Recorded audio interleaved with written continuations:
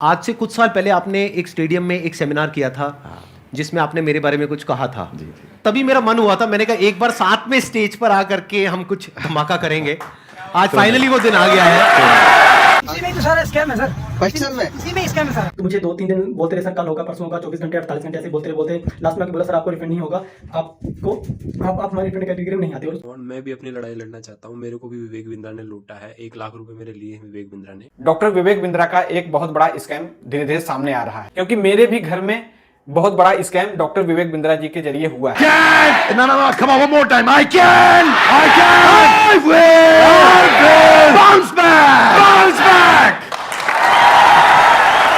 10 day MBA में आप सबका स्वागत है। ये सिखा रहे हैं 10 दिन का MBA। ये तो वही बात हो गई, 2 मिनट में मैगी बनाओ। अब बताओ जरा, 2 मिनट में मैगी बनती है? नहीं। फिर सोचो भाई 10 दिन में MBA कैसे पॉसिबल है? नहीं सारुण के यहाँ कुछ तो गड़बड़ है। और यार अगर 10 दिन में सच में MBA पॉसिबल है, फिर ये स्कूल कॉलेज तो बंद कर देने चाहिए। इतने टॉप MBA कॉलेजेस हैं, उसकी प्रिपरेशन के लिए लोग कोचिंग में जाते हैं, उस सबकी तो कोई जरूरत ही नहीं है। साक्षात विवेक बिंद्रा जी आपके सामने 10 दिन तक रोज प्रकट होंगे और आ करके आपको 10 दिन में MBA करा देंगे। भाई सोचने वाली बात तो ये है, कुछ लोग 2 साल की MBA 4 साल में भी नहीं कर पा रहे क्योंकि फेल हो जाते हैं। लेकिन अपने सर कह रहे हैं गारंटी हम 10 दिन में खत्म कर देंगे। कुछ तो गड़बड़ है, जरूर कोई ना कोई गड़बड़। हमारा ऑर्डर कौन करता है? छज्जूलाल गुप्ता एंड सन्स नहीं, लल्लूलाल गुप्ता एंड सन्स नहीं। बिग फोर ऑर्डर है पूरी दुनिया में। जिस चीज का बाजार में 1 लाख रुपए लगता है उसका 25 लाख रुपए देता हूँ मैं। जिस चीज का बाजार में 1 करोड़ रुपए लगता है उसका 25 करोड़ देता हूँ, 25 गुना ज्यादा। इनका लॉजिक देख के आपको कुछ याद आया? रुको पहले वीडियो दिखाते हैं। क्या नाम बताया? भूपेंद्र जोगी। यूएस में कहाँ गए आप? यूएस में बहुत जगह गया हुआ हूँ मैं। नाम बताइए। भूपेंद्र जोगी।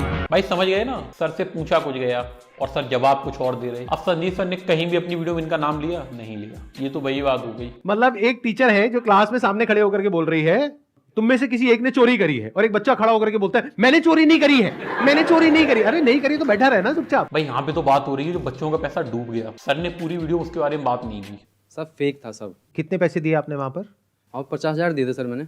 50,000 रुपए? जी सर। और सर इतने गारंटी बोल रहे हैं कि पैसा 100% रिफंड। मनी बैक गारंटी में अनकंडीशनल रिफंड हो जाता है।